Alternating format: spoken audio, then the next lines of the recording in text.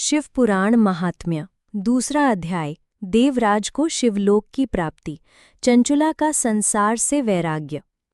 शौनक जी ने कहा, आप ध्यानपूर्वक सुनिए सूत जी, आप परमात्म तत्व के ज्ञाता हैं। आपने हम पर कृपा करके ये अद्भुत और दिव्य कथा सुनाई है। इस पृथ्वी पर इस कथा के समान कल्याण का और कोई उपाय नहीं है। आपकी कृपा से हमने ये बात अच्छी तरह समझ ली है। अब कृपापूर्वक ये भी बताइए कि इस कथा से कौन कौन से पापी शुद्ध हो सकते हैं, जिससे ये संसार कृतार्थ हो जाए। सूत जी बोले, हे मुनियों, जो मनुष्य पाप, व्यभिचार, काम, क्रोध, मद और लोभ में निरंतर डूबे रहते हैं, वे भी शिव पुराण को पढ़ने या सुनने से शुद्ध हो जाते हैं।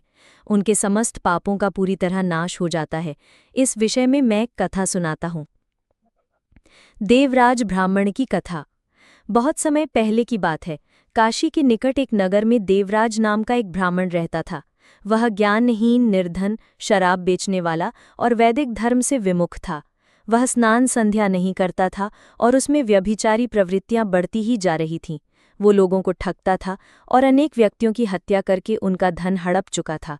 उसने कभी भी धर्म के कार्यों में धन का उपयोग नहीं किया। वह व्यभिचारी और आचरणहीन था। एक दिन वह कहीं घूमता हुआ संयोगवश प्रयाग झूंसी पहुंच गया।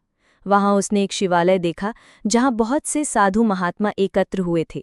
देवराज वहीं ठहर गया। उसी रात उसे तेज बुखार आ गया और वह बहुत पीड़ित हुआ। उसी समय वहां एक ब्राह्मण देवता शिव पुराण की कथा सुना रहे थे। तेज बुखार में पड़ा देवराज भी ब्राह्मण के मुख से शिव कथा को निरंतर सुनता रहा। 1 माह बाद वह उसी अवस्था में चल बसा। मृत्यु के बाद यमराज के दूत उसे बांधकर यमपुरी ले गए, लेकिन तभी शिवलोक से भगवान शिव के गण वहां आ पहुंचे। वे चमकते हुए, हाथों में त्रिशूल धारण किए, पूरे शरीर पर भस्म लगाए और गले में रुद्राक्ष की माला पहने हुए अत्यंत दिव्य प्रतीत हो रहे थे। उन्होंने यमदूतों को मारकर देवराज को उनके चंगुल से छुड़ा लिया और अपने अद्भुत विमान में बिठाकर कैलाश पर्वत की ओर ले चले। यह देखकर यमपुरी में कोलाहल मच गया। यमराज यह सुनकर अपने भवन से बाहर आए। उन्होंने उन तेजस्वी शिवगणों का विधिपूर्वक पूजन किया और ध्यान योग द्वारा सारी बात समझ ली। भय के कारण उन्होंने शिवगणों से कुछ भी नहीं पूछा।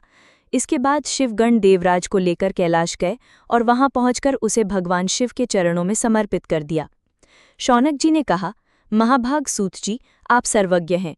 आपकी कृपा से मैं कृतार्थ हो गया हूँ। इस इतिहास को सुनकर मेरा मन अत्यंत आनंदित हो गया है। कृपया अब ऐसी ही एक और कथा कहिए जो भगवान शिव में मेरी भक्ति को और अधिक बढ़ाए।